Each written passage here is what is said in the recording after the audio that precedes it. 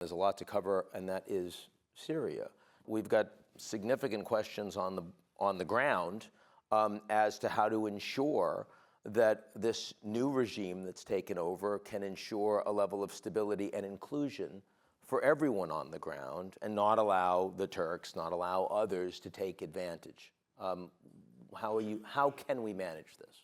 Well, first of all, we have to recognize that the minute Damascus fell, ISIS began to look for any opportunity it could take to reconstitute, grow, spread, and ultimately recreate a platform from which to threaten the United States and Americans around the world.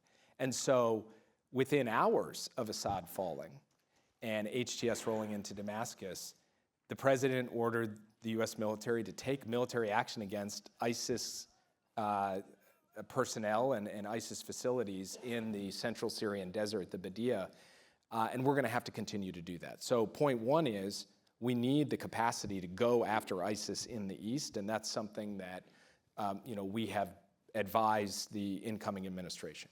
The second major issue is how to ensure that we are standing up for and standing with our best and closest partners in that ISIS fight.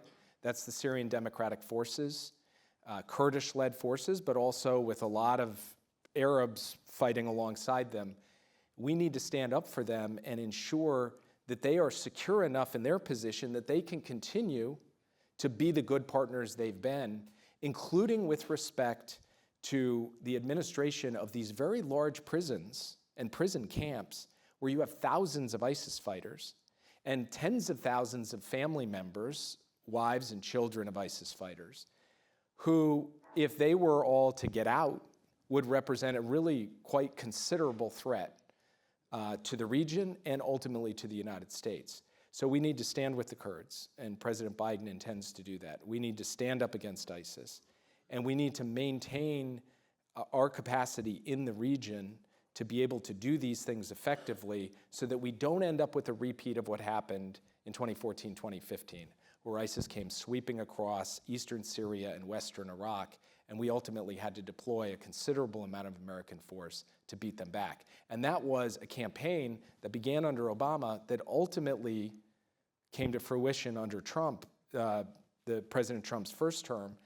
So he has the experience of actually fighting ISIS in eastern Syria, in Raqqa, to ultimately rid the world of that caliphate that posed such a grave threat to Europe, the United States, and beyond. But there's a real and extant risk right now that Syria could become not quite Afghanistan, but I mean not just a civil war, but could actually become a primary hotbed of radical Islamic terrorism.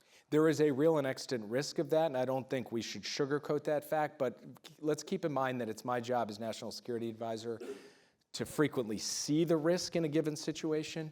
I would be remiss if I didn't say there isn't also a real opportunity. Assad was a butcher, a brutally murderous dictator of his own people.